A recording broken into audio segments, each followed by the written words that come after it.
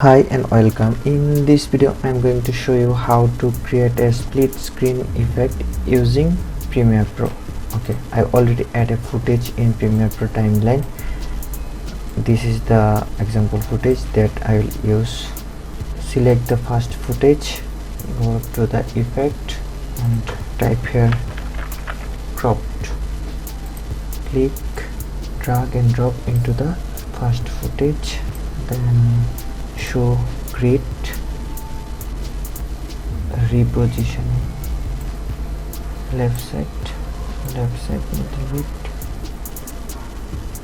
Okay, from effect control, cropped right 35%. Okay, less. Okay, so this cropped 50%. Okay, now I'm going to smooth this part using feather 20. Let's play the video. Nice. Okay, 2 video in 1 frame.